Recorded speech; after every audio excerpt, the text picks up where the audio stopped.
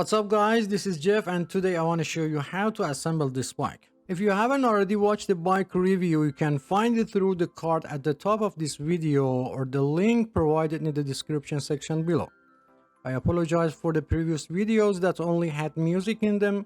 Due to copyright issue, I had to replace all the sound with the just music. However, as I promised, I've created a new video that includes explanation and a closer look at the bike, although as Moody 6 commented, even without explanation, the video itself is self-explanatory. Thanks for all supportive comments. I hope this video will help you during the assembly process. Before you start assembling the bike, it's important to note that the bike comes with a 1-year warranty as mentioned in the manual. To use the warranty, you will need to submit the warranty form along the purchase receipt, the bike serial number located under the body, and the bike model. You can find it on the frame. If the bike doesn't come with the manual, you can visit the manufacturer's website to access the required information and fill out the necessary details. To assemble this bike, you will require the following tools: a Phillips screwdriver, preferably in size 2 or medium, wrenches in size 10, 13, and 15 mm, Allen wrench in sizes 4, 5, and 6 mm. If you don't have the specific 10 and 13 mm wrenches, you may utilize an adjustable wrench instead. However, it's required to have a 15 mm open-end wrench available. I generally recommended utilizing a 3-way Allen wrench with sizes 4, 5, and 6 mm. These sizes are more commonly employed and can endure significant pressure during assembly. If you need to purchase these tools, I've included a link in the description section below where you can find them at the lowest available price. These bikes are manufactured in China and their measurement system is based on the metric system. However, you can also use inch wrenches if needed. The wrenches may feel slightly loose in some instances, but they are still capable of tightening the screws and nuts. These are the size of inch wrenches that you can use. Some parts of this video are common to all bikes, and in order to be able to give you a complete explanation, I've used several bikes. So don't be surprised if you see different bikes in some part of video. Okay, let's start. First, check the box completely to make sure there is no any damage. If the box appears to be damaged, when opening it, make sure the bike parts are not damaged in the damaged area of the box. Avoid tearing the box completely when removing the bike. Why? The reason for keeping the box is that the bike may have been damaged during shipping and you plan to return it to the store and you will need the box for return process. Before returning the product, you can contact manufacturer customer service and ask them to send you a damaged part free of charge. Each store considers a return time policy for itself. For example, eBay or Amazon, you have 13 days to return the product. Make sure they get the part to you before this date, otherwise return the product. To open the box, use a 1/2 inch deep cutter or knife and start by cutting the top and side of the box. Even you cut through the middle of the top, as long as your cutter blade dip stays within 1/2 inch, it won't affect the bike.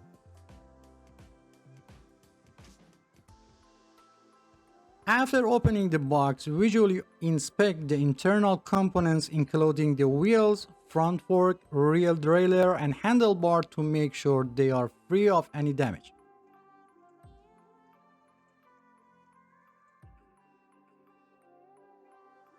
After making sure that the bike components are intact, you can take the bike out of the box and still avoid tearing the box.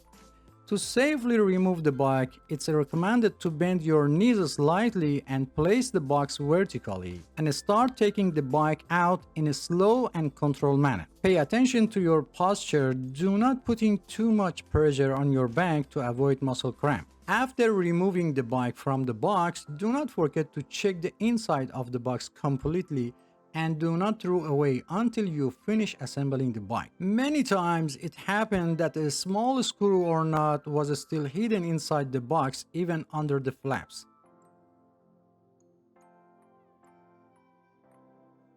Sometimes, especially for bikes 24 inch and up, removing a bike tire can be challenging. Be careful not to apply too much pressure when trying to remove the tire because it can lead to bend or broken spoke. To successfully remove the wheel, gently push the bike forward and backward while rotating the tire in the same direction to release.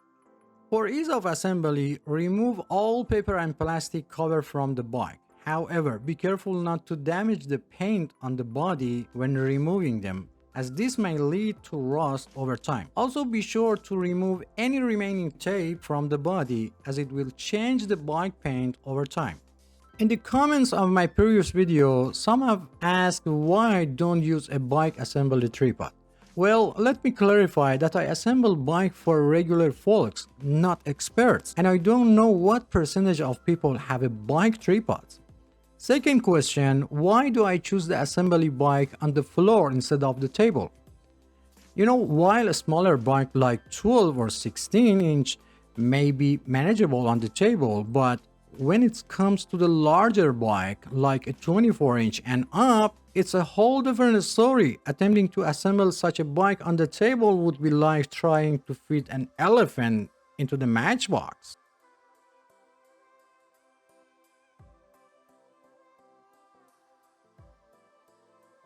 For easier assembly, you can lean the rear wheel against a wall or other object. However, as you see, it's not necessary.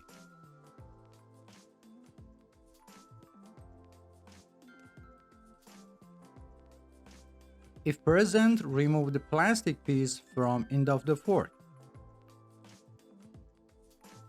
To determine the correct direction, turn the fork so that the brake system is facing forward. Also, the brake cables should be placed in front or outside of the fork instead of inside or behind the fork.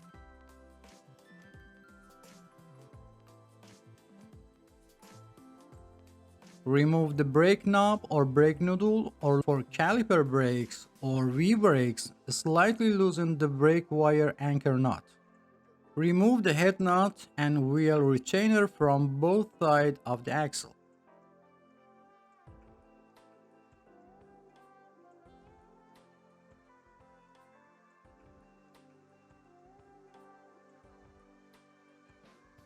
Check the tire and if available, find a direction of rotation of the tire. Lift the bike frame and place the wheel axle in the fork and then open the kickstand. You will notice that the bike is stable, although it's best to always keep one hand on the bike just to be sure. If the fork was bent and you couldn't put the tire in the fork, I made a video and I've put the link in the description section below how to fix it. There is a hole at the end of the fork. Insert the wheel retainer into the hole and tighten the head nut by hand. In only a few limit models, only washers are used for the wheel retainers. Repeat the same process on the other side. Now align the wheel in the center of the fork and slightly tighten the head nut on the one side. Tighten the nut slightly on the other side, and finally tighten the head nut on each side completely. And don't forget to check the alignment of the wheel during the process. Remove the plastic cover from the end of the steam rod. If it's difficult to remove, unscrew the steam bolt and remove the plastic. Determine the correct direction of handlebar installation and make sure that the brake cable is not twisted and all cables are facing forward. Place your finger on the steam bolt and insert it into the head tube. If it doesn't fit, loosen the steam bolt a little and try it again. In rare cases, the hole may not align properly and prevent the rod from going in place. If this happens, use an iron file to slightly open the head tube. The height of the handle is adjusted. You can increase the height by half the length of the steam rod. Look for a specific mark or color on the bar to indicate the maximum height. For safety, The mark on the road must be inside the tube.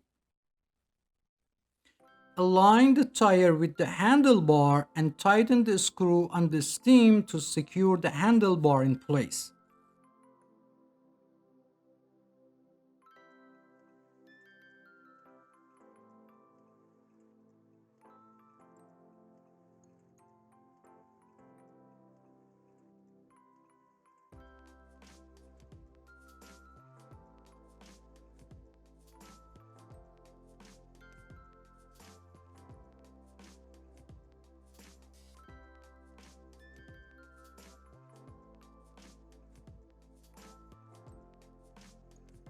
If the reflector is loose, align it horizontally and tighten it with the Phillips screwdriver. However, be careful not to over-tighten the screw because it may cause the reflector to break. If the brake levers are loose, install them in line with the handlebar or at the 20-degree angle downward from the handlebars. Sometimes you hear a cracking sound while tightening the screw. This is a normal and don't worry.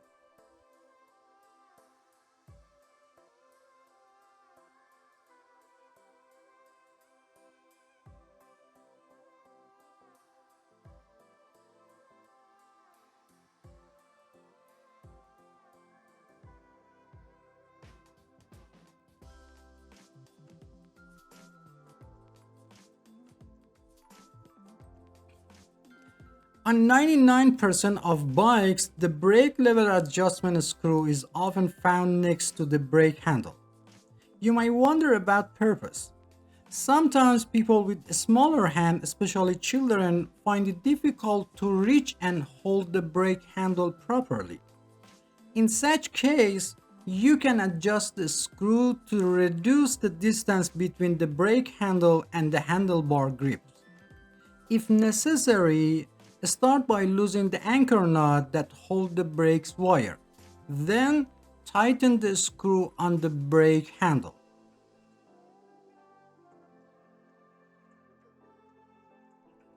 As you do this, you will notice that the brake handle moves closer to the handlebar grip and reducing the distance between them. It's important to note that this adjustment doesn't affect the overall performance of the brake system, and you can always revert it back to its original state if desired. Close the adjusting barrel on brake handle completely and make sure that the groove of the adjusting barrel is not aligned with the groove of the brake handle. Put the brake knob or brake noodle in place. If the brake wire is not already loosened, loosen the anchor nut that's holding the brake wire.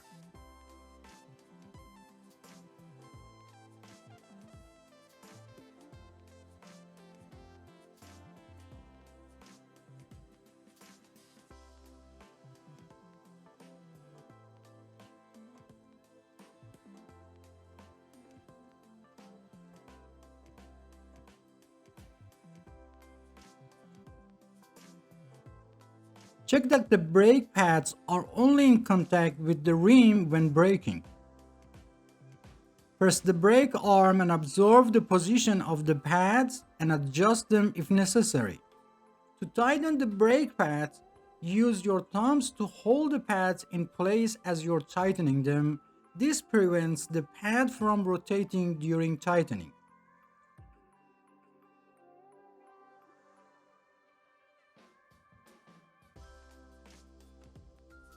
To adjust the tension of the brake cable, press both brake arm with two fingers and loosen the anchor nut. If loosened, never mind. Make sure the top and bottom brake cover are in place. Pull the brake cable and then tighten the brake anchor nut.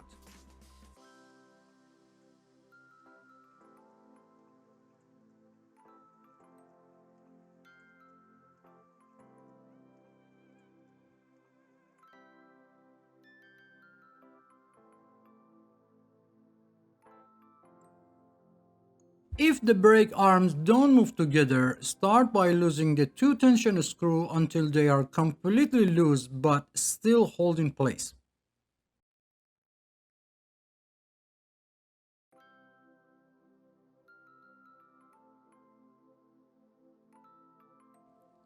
Push back the arm that wasn't moving and tighten the tension screw until a little before the end.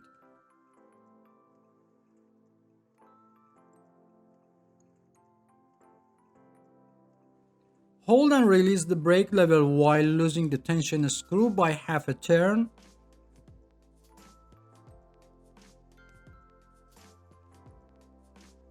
Repeat this process of holding and releasing the brake and loosen the tension screw until both arms move together.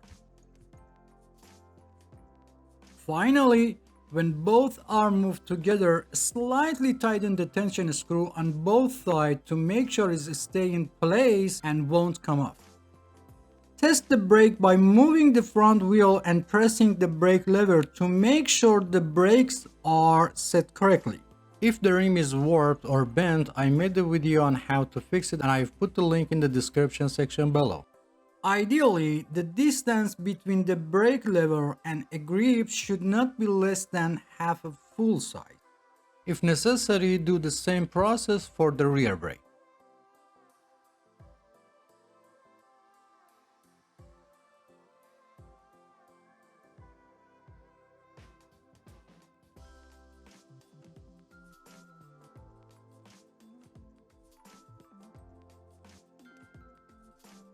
Someone else suggested that I should install the bike seat and handlebar first and then turn the bike upside down to install the front wheel.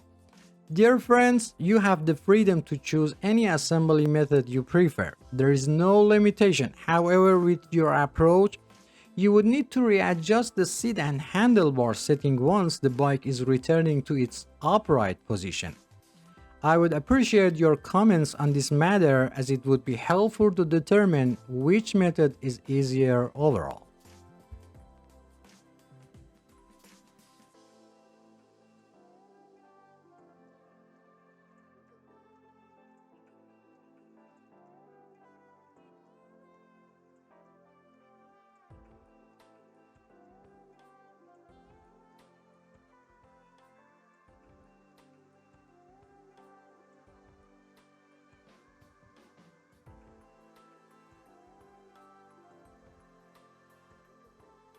To install the pedals, find the right side of the pedal by checking the letters R or L labeled on the pedals.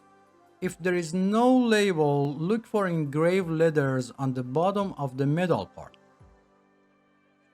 If the chain has came off the sun wheel or sprocket, reinstall it by placing it on the sprocket with your thumb and turning the pedal once.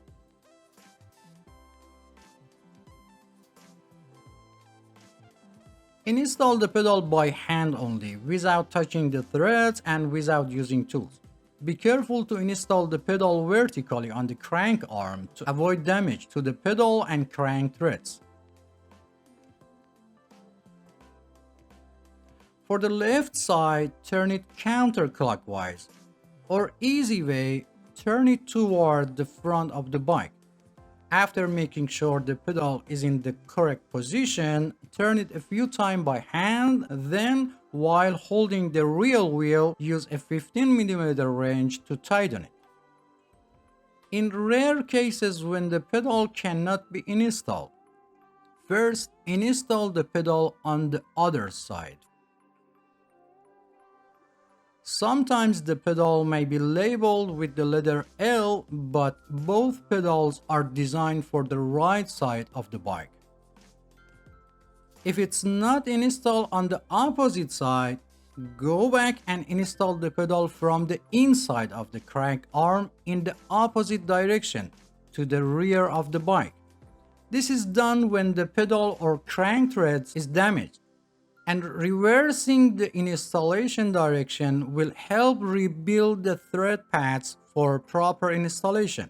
Also, if the pedal installed in this position, then you know you have selected the right pedal.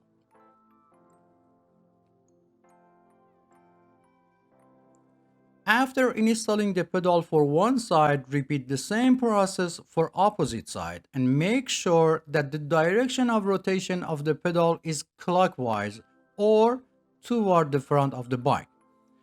It doesn't matter if it's right or left, always install them toward the front of the bike. If your wrench gets stuck after tightening the pedal, to remove, push the wrench toward the outside of the crank arm and release it at the same time.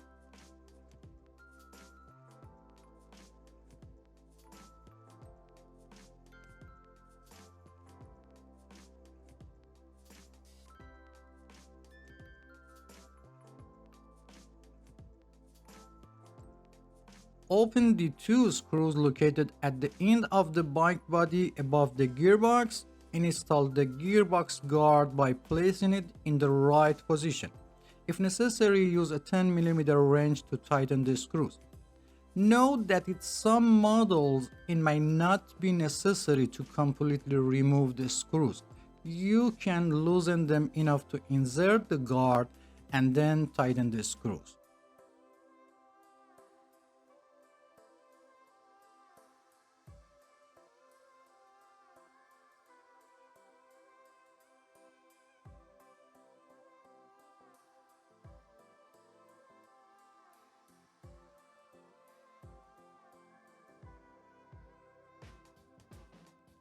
If the seat reflector is loose, use a Phillips screwdriver to tighten the reflector screw until it cannot move. Make sure the reflector is level and positioned correctly, and be sure not to over-tighten the screw as it might break the reflector. I recommended installing the reflector close to the seat lock after adjusting the seat height. Note that I'm mounting the reflector close to the seat for minimal height. Open the quick release seat post lever and place the seat post in the desired position. While holding the quick release seat post nut with one hand, turn the quick release seat post lever a few times with the other hand until it feels tight. Close the quick release seat post lever regardless of height and direction of the seat and test the movement of the seat. If the seat still moves, open the quick release seat post lever. While holding the quick nut, rotate the lever one full turn and test again. Repeat this step until the seat stops moving. After the seat is secure, open the quick release seat post lever and adjust the height and direction of the seat and close the quick release seat post lever.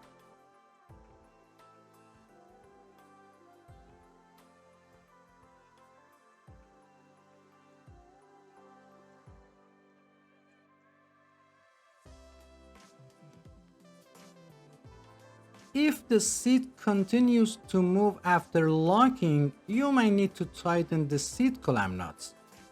Also, if the seat angle needs to be adjusted, loosen the seat clamp nuts a little, change the seat angle, and tighten the nuts again.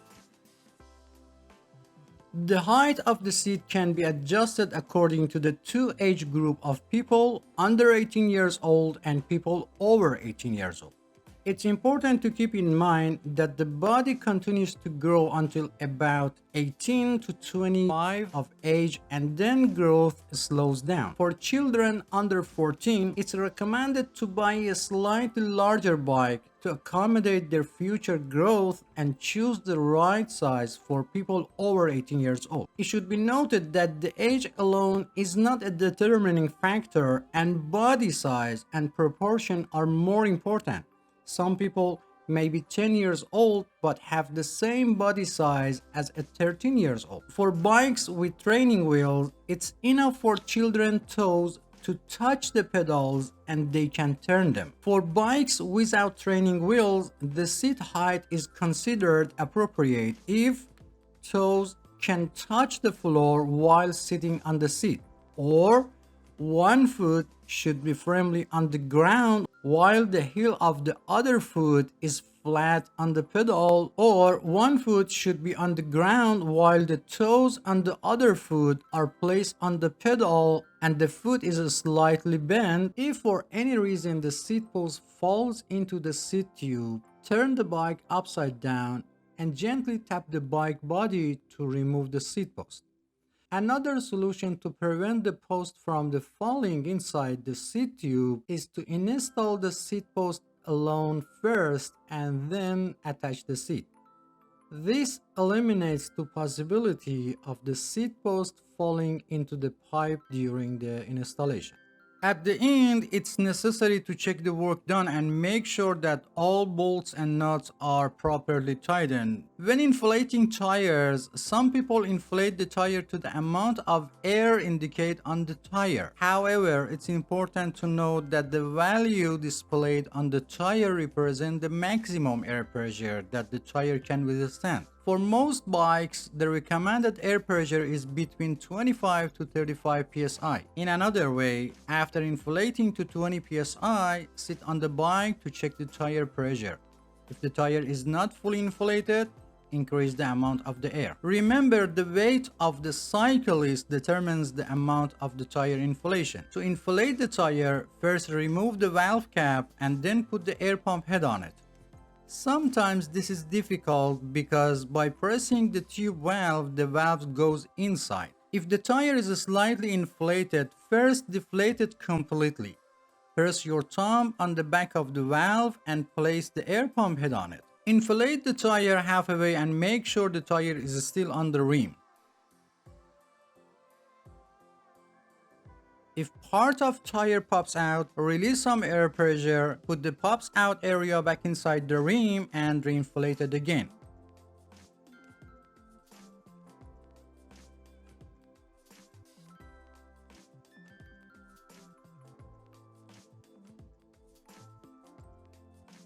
Over 90% of bike tubes have a Schrader valve, while the rest have the Presto valve.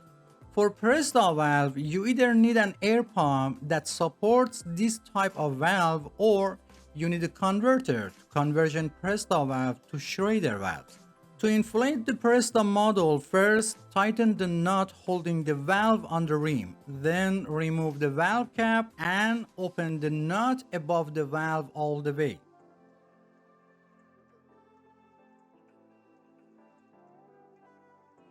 Install the converter on it and inflate it like Schrader valve.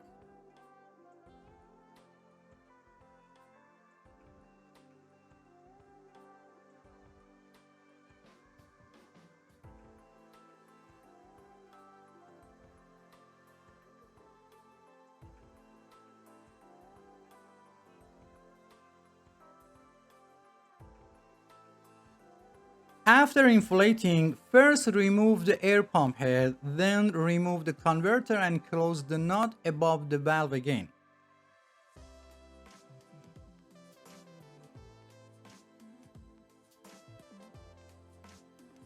And finally, put the cap on the valve. If the nut holding the valve on the rim is loose, tighten it again. And finally, it's very important to teach children how to use brakes before riding a bike. Many accidents of children with trees or walls happen because they are not familiar with the braking system. So spend at least 10 minutes and teach them, and don't forget the helmet. If you have any question, please provide specific details or timestamp from the video so I can better understand your question and provide faster help. If you enjoy the content, please subscribe to the channel for support me and turn on all notifications to be the first to know about new videos. Feel free to visit other parts of the channel. Thanks for watching and don't forget to hit the like button. Until next video.